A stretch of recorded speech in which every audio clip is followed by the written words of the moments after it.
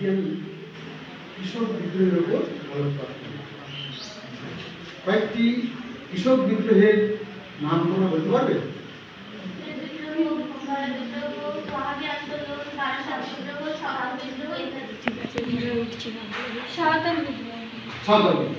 সাঁওতাল বিদ্রোহ কত সালে হয়েছিল? সাঁওতাল বিদ্রোহে কয়েকজন নেতা?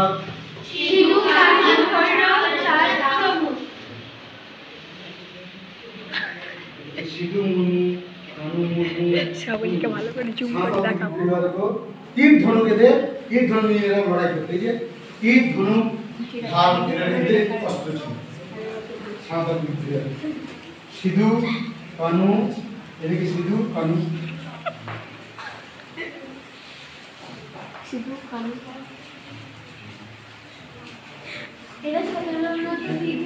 হ্যাঁ হ্যাঁ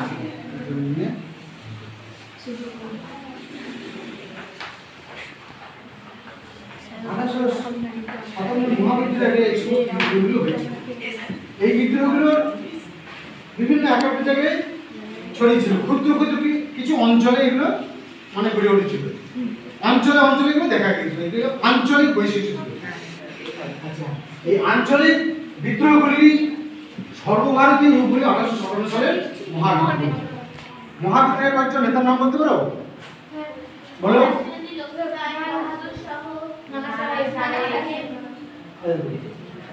ঝাঁসির রানী লক্ষ্মীবাই, তাঁতিয়া টোপি, নানা সাহেব, দ্বিতীয় মহাবিদ্রোহের সর্বভারতীয় নেতাকে দ্বিতীয় বাহাদুর শাহ। মহাবিদ্রোহের দেখো, মহাবিদ্রোহের কয়েকটি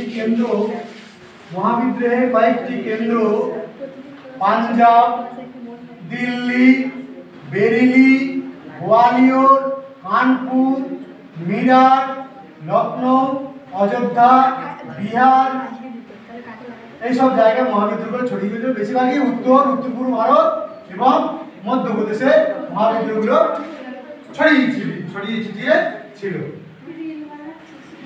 তোমরা এই যে মহাবিদ্রোহের কেন্দ্রগুলো দেখালাম, এই কেন্দ্রগুলোর ভিত্তিতে তোমরা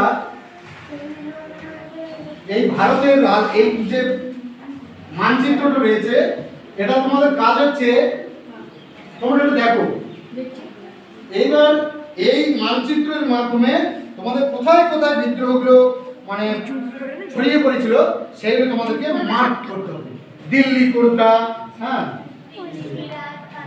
হ্যাঁ, এই যে এটা ম্যাপের